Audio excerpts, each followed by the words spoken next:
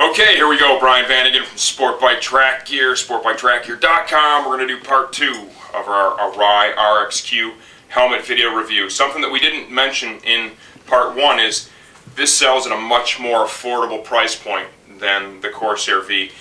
That's pretty sweet because I think we've already displayed here there's a ton of similarities between these two helmets, and you're talking for this one it's about a few $100s less.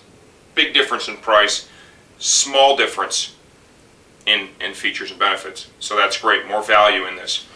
Let's start off with the shield mechanism on this helmet. Okay, same design that Arai's been using for a while. They continually evolve it and enhance it. Okay, some people out there think these shields are hard to replace. Personally, I don't agree with that. Simply lift the shield all the way up into the uppermost position. You're going to note that there is a gray lever here. There's even a little arrow on it that indicates to pull it up. What I like to do is grab both like this. You pull them up, the shield comes right off. Okay, put it back on. We're going to put on a dark smoke here. Simply note these cutouts right here. Okay, the goal is to slide this in there, and there is basically an anchor point that you need to get this cutout to go over. Real simple. Okay, it's like a big post. Just kind of slip that in between the side pod and the helmet shell, okay, on both sides, and then I like to just kind of grab the shield like so and push down. It's really that difficult. Give you an idea of what it looks like with the smoke on.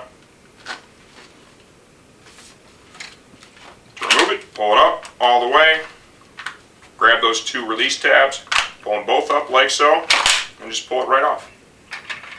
As we said earlier too, same shield as they're using now on the Corsair V. Bigger field of vision, much more peripheral vision than competitors and they used to have in their previous models. There's our shield. This helmet shares the emergency release cheek pad system with the Corsair V. That's a great option. The only thing I will say, I don't think this is negative. I don't know how many emergency people know about this right now. It looks like Arai's probably going to bring this into their entire line as they continue moving and improving them. Right now there's a little tag here that says to reach emergency tab they want you to pull on this. And Ryan, just go ahead and kind of tighten up, and I'm going to show what it takes to do that. You kind of pull that away. Here is our release system here, and then just go ahead and give it a tug like so, and it pulls the cheek pad right out of the helmet. Okay, the system itself works fantastic. I mean, you saw that was really easy to do, no doubt about it. The only thing I would comment on is how many emergency workers are really going to know about that. Pulls literally right out. The idea there is if you've had an accident, you're unconscious, or they need to get you stabilized, instead of having to really move you around when they pull the helmet off your head, they first release the cheek pads, and then it literally comes off your head with no resistance. Okay, and that's nice. That's how to get the cheek pads out. That's the easiest way to get them out. To remove the neck roll, just simply release the tabs from the front here, grab it right here, and pull. Start from one side, work all the way around, and there is our neck roll, removable. Top pad is real easy. 2 snaps in the back, 2 snaps in the front. Reach in there, release, release, release, release. And here is our barrel helmet shell right here.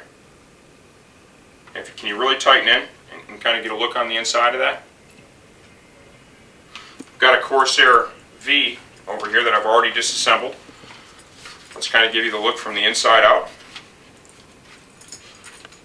You'll notice there are 3 less holes in the EPS, and that's going to be the difference in ventilation. Beyond that, everything from the inside out looks very, very similar. We even have the liner over here from the V.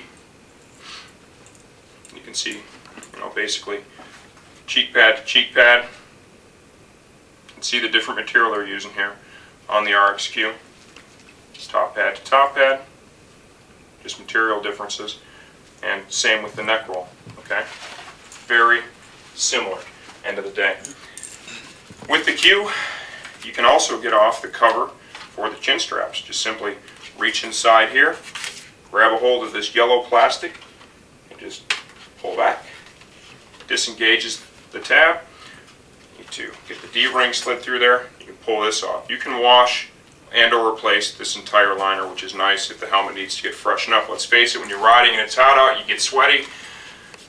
The helmet can kind of get a little odor to it. It's nice to have the ability to wash it and clean it up. Let's have a look at the cheek pad from the inside out. A lot of technology here from Arai. Many people might just really take a cheek pad for granted.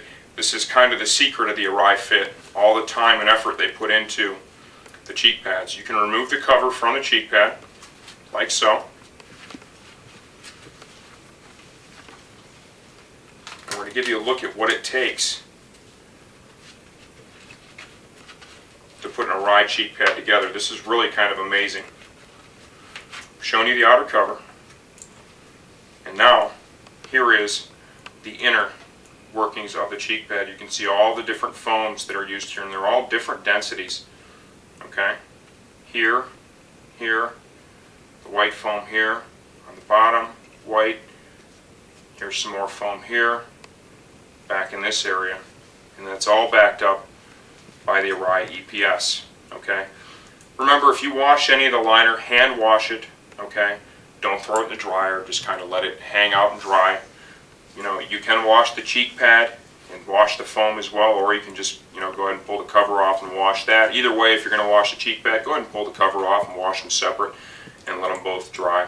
Never throw it in the dryer. Don't use harsh detergents. Okay, very easy to do. We're going to go ahead and reassemble the helmet.